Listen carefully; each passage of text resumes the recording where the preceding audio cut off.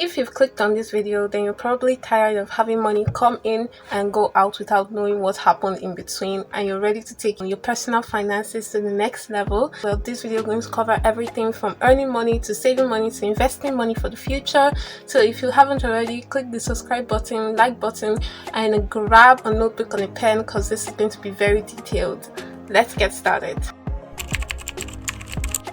So for the purpose of this video, we're going to be utilizing this template, and if you want to get this template after this video, it is linked down below. And if you want me to create a personalized template for you, you can also find a link for that down below, so just go ahead.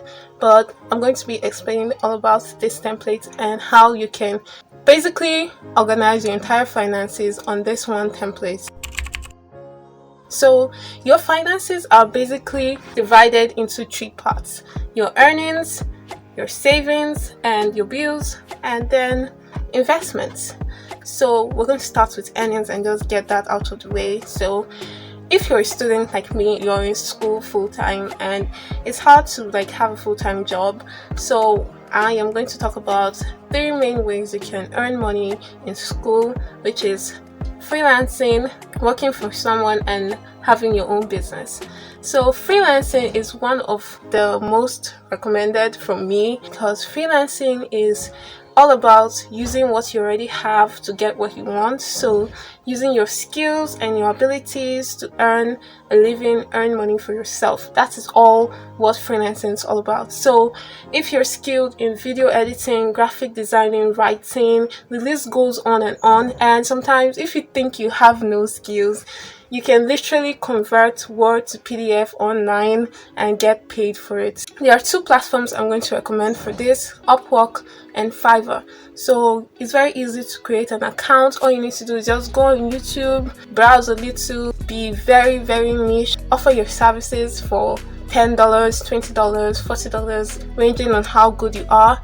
And if you feel like you don't have any skills, you can literally learn video editing, graphic design in 2 hours max, and you can totally get started. So I recommend that. For working for people, you can get a job, a physical job, or an internship, a paid internship, and you can work part-time owning your own business. You can create a product and sell your product. So you can create scrunchies, bags, shoes, whatever it is you can create, and you can basically sell those products for money. As students, we also have our allowances. So if you don't have allowances from your parents or your guardians or your sponsors, all these other things I've spoken about can really be a source of fun, but your allowances also count if you do have allowances.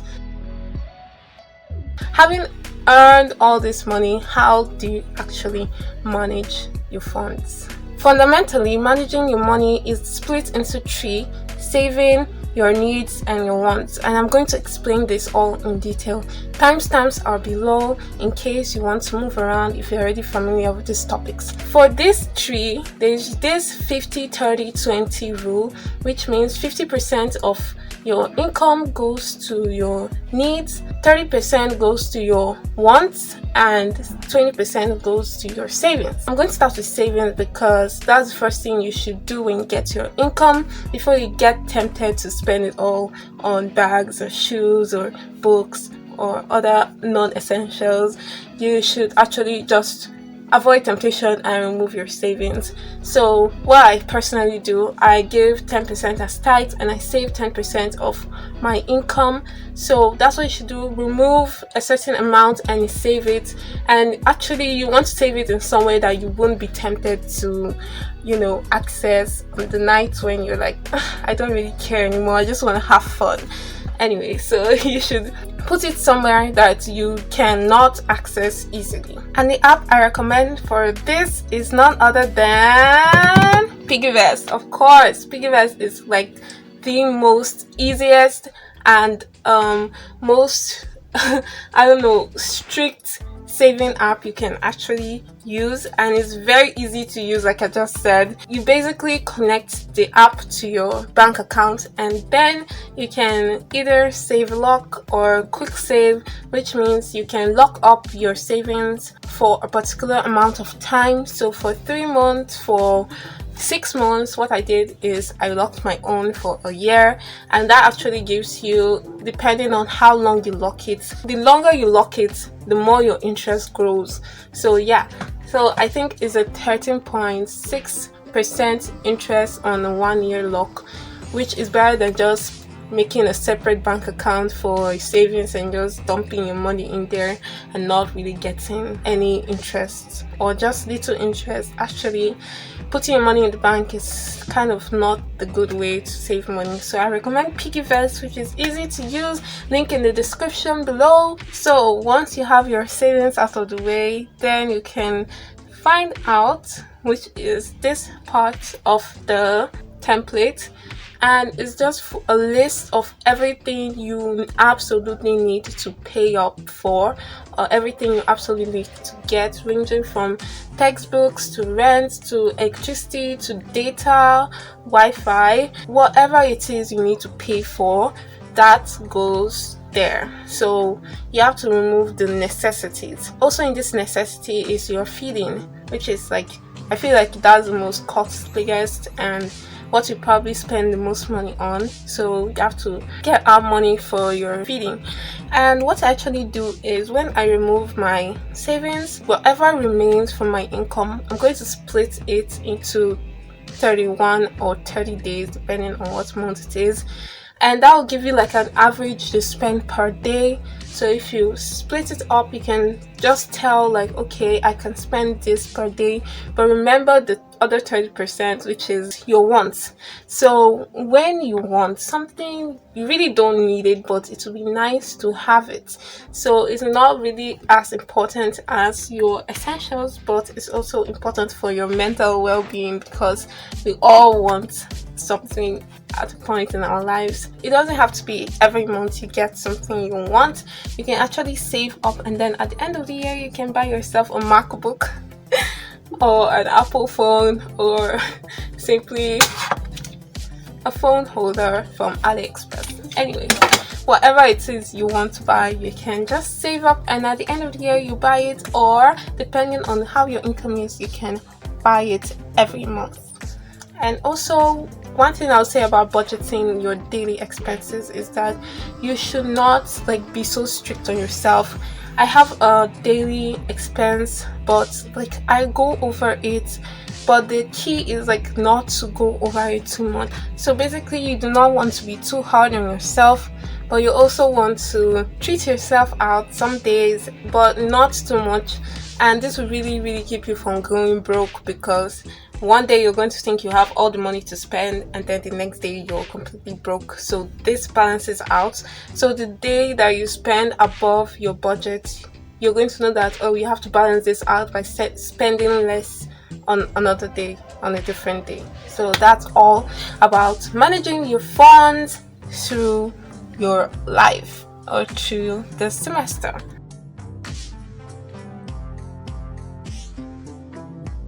Investing, which is mainly your future.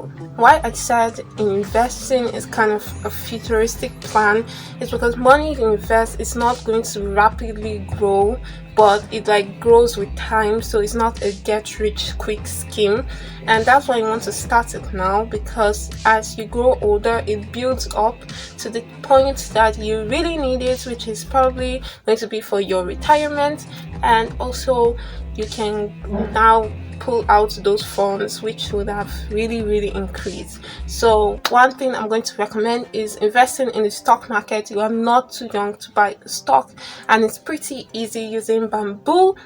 And you can just simply click the link in the description and go download Bamboo, register, and you can actually buy a stock. So what I actually recommend is not buying individual stocks, because if you buy an Apple stock, if Apple for some reason maybe they didn't do well in sales, your stocks can be heavily affected. And if Apple for some reason crashes down tomorrow, your stock is completely gone, and that's just a total loss. So what you should do is buy an index fund. This basically combines all these big companies that can probably never crash. It combines them together and just gives you a little portion. So if you buy an index fund, you're going to have a little portion of maybe Apple, Google, Microsoft, and all these other companies, Amazon. You have just a tiny portion of those companies. And the good thing is that you don't even have to buy like one index fund. You can buy 0.5 index fund depending on the money you have. So don't let your finances like stop you. No matter how small your money is, you can buy a share that is also that small, only that of course it's going to grow with time, and when you have more money you can buy more stocks, and you just want to start saving for your future from today. All in all, it's very good to keep track of your money. It's very good to keep track of your expenses. I know how much you spend in a day and how much you spend in a month, but I do not want you to become so controlled by the figures. You have to learn how to sometimes take a break, sometimes treat yourself out, and sometimes you just spend more than you need to and more than you have to. But that's okay. But don't let it control you that, oh, I have to spend this particular amount of money a month or a particular amount of money a day. But just keep things in a balance, because you don't want to be that person that is like crazy over the expenses, that doesn't give to their friends in need because like, oh, can I have like this certain amount of money, and you're just like, no, sorry, my funds, they're budgeted, I can't. So no, you don't want to be that person. And I want to thank you for watching this video. I know it was a quick one. If you have any questions, you can leave it in the comment section, and all the links that I've spoken about is linked in the description box. Like, subscribe, and if you want, I will do more detailed video into how you can save your finances as a student or as someone looking to earn more in general. Thank you so much. Bye bye.